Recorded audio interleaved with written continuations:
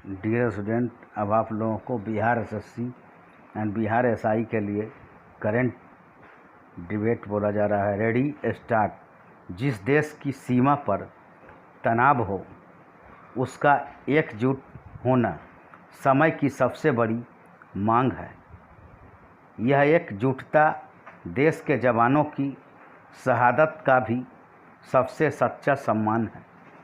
आज जब देश के लोग और तमाम नेता शहीदों का सम्मान कर रहे हैं, उन्हें श्रद्धांजलि दे रहे हैं, तब यह हमारे लिए देश के पक्ष में विचार करने का सही समय है। ध्यान रहे, चीन के भी जवान शहीद हुए हैं, लेकिन उनके सम्मान के लिए उसके नेताओं के पास दो शब्द भी नहीं हैं।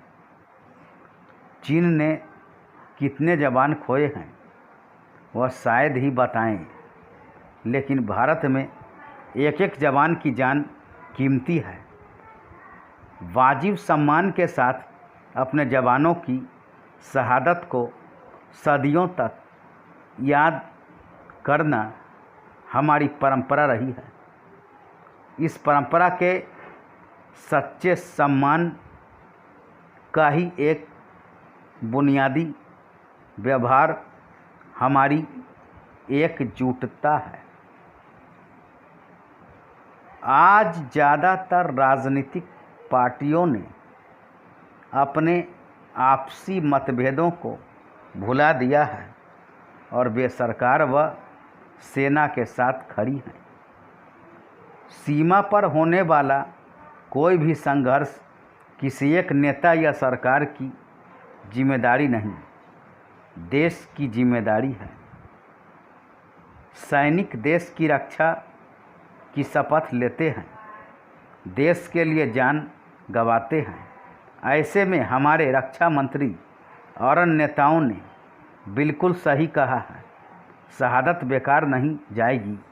यदि हम वाकई चाहते हैं कि शहादत सार्थक हो तो हमें सबसे पहले एकजुट होने की ज़रूरत को महसूस करना होगा। राजनीतिक एकजुटता सबसे ज़रूरी है और प्रधानमंत्री के नेतृत्व में आगामी बैठकों का खास महत्व है। ध्यान रहे, चीन के प्रति हमारा सांस्कृतिक, ऐतिहासिक, आर्थिक, राजनीतिक जुड़ाव हमें किसी निर्णय लेने की प्रक्रिया में संकोची बना देता है। हम एक कदम आगे बढ़ाकर दो कदम पीछे खींच लेते हैं, लेकिन हम मिलजुल कर यह नहीं देखते कि चीन कदम दर कदम कहां से कहां पहुंच गया है। हमें एकजुट होकर इस सच को सामने लाना चाहिए।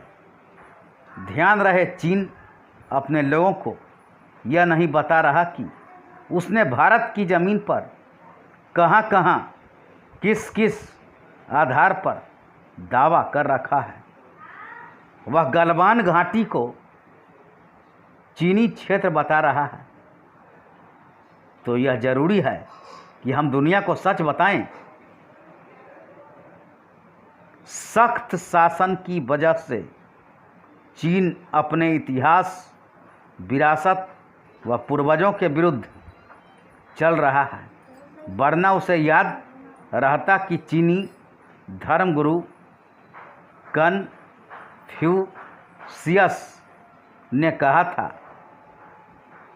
एकता वास्तव में लोगों की अपनी इच्छा के अनुसार कार्य करने की अनुमति देती है और फिर खुशी हासिल करती है। चीन एक समय बुद्धमय भी हो गया था।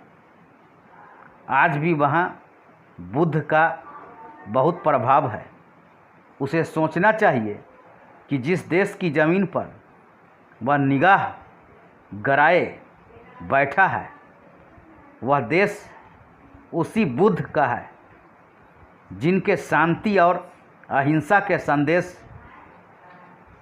के सामने संसार झुक जाता है। धन्यवाद।